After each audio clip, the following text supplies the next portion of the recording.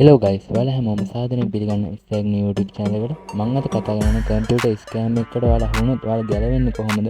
ඒ වගේම දැනට තියෙන ස්කෑම් වර්ග මොනවද? ඉතින් මේ වගේ බේරෙන විදිය සහ මේකේ ගැන සම්පූර්ණ වීඩියෝ එක මම කරනවා. ඉතින් ඒක නිසා ඔයාලා මේ channel එකට අනිවාර්යයෙන්ම subscribe කරලා වීඩියෝ එක like එකක් දාලා අපිත් එක්ක එකතු වෙන්න මේ ඉස්සරහ.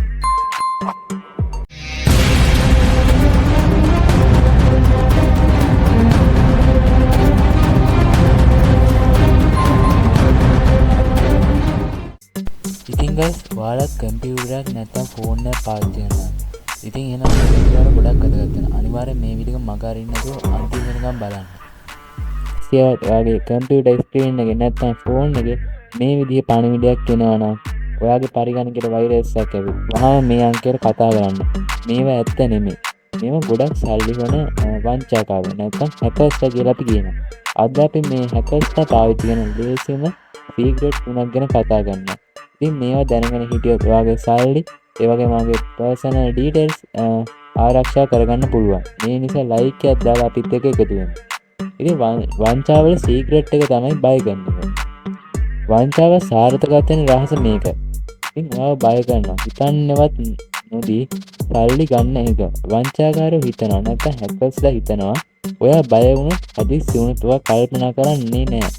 ඒකයි හැම වෙලාවකම දැන්ම කතා කරන්නේ නැත්නම් ඔයාගේ ගිණුම විනාඩි 5කින් අක්‍රිය වෙනවා මේ වගේ දේවල් කියන්නේ. ඒ වගේම එයාලා ලොකු ආයතන වල නම් පාවිච්චි කරනවා. නැත්තම් ලොකු බැංකු වල නම් කියනවා. මේවා පාවිච්චි කරලා එයාලා ඒක ඇත්ත වගේ පෙන්නනවා. ඉතින් මේක පළවෙනි විදිහට අපිට ගන්න පුළුවන් ටෙක් සපෝට් කෝල් කියන එක. ඉතින් ඔයාලා කම්පියුටර් වල වැඩිපුරම එයාලා කෝල් කරලා කියනවා අපි Microsoft එකෙන් කම්පියුටර් වෛරස් එකක් තියෙනවා කියලා. මේක එයාලා උපක්‍රමයක් විදිහට භාවිතා කරනවා. එයාලා ටීම් විභාගය වල ඇප් එකක් දාලා ඉවරලා ඔයා කම්පියුටරේට ඇතුල් වෙලා ඉවරලා ඊට පස්සේ කළු පාට තිරයක් පෙන්නලා මෙතන ලොකු වෛරස් එකක් නැත්තම් අවුලක් තියෙනවා කියලා බය කරනවා. මේක ඇත්තටම Microsoft එකකින්වත් Apple එකකින්වත් කවුරුත් ඔයාලට කෝල් කරලා ඔය කම්පියුටර් අවුලක් තියෙනවා කියලා කියන්නේ. එයාලා එහෙම කරන්නේ කෝල් කරලා සල්ලි ඉල්ලනවා නම් ඒක අනිවාර්යෙන් වංචාවක්.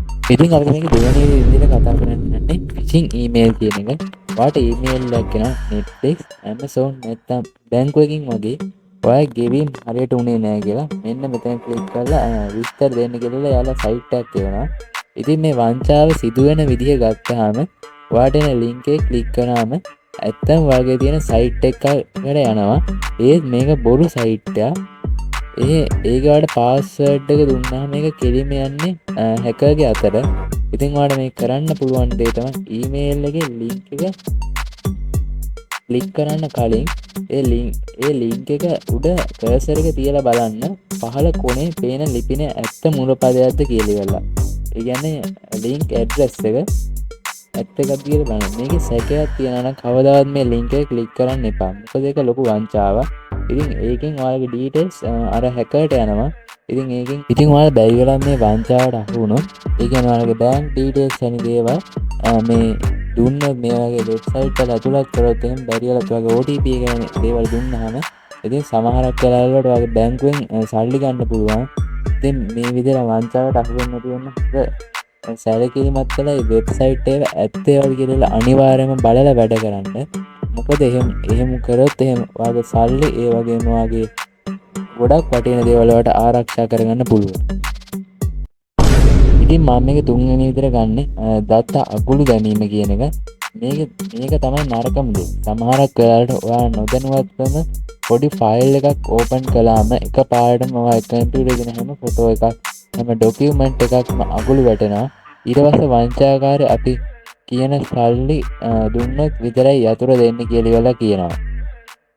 මේකේ ආරක්ෂාවට කරන්න දෙන එකම දේ තමයි හැම වෙලාවකම ඔයාගේ ෆයිල් වෙන තැනක කොපි කරලා තියාගන්න එක. නැත්නම් බෑකප් කරලා තියාගන්න.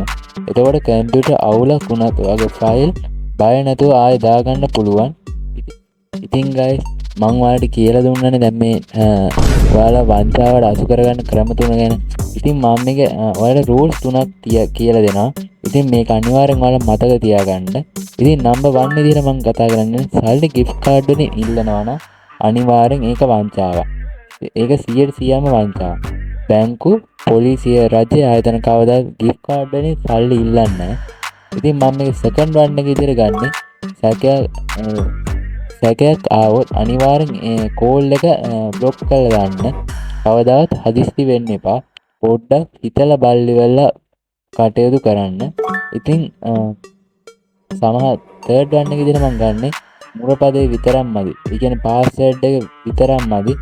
හැම දෙයකටම දෙවන සත්‍යාපනය කියන එක නැත්තම් 2 factor authentication නැත්තම් අපි 2FA කියලා කියනවා පාවිච්චි කරන්න.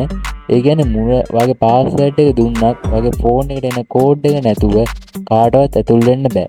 ඉතින් මම මේ කන්ක්ලූෂන් එක විදිහට ගන්නෙ මේ හැකර්ස් අපේ බය පාවිච්චි කරනවා.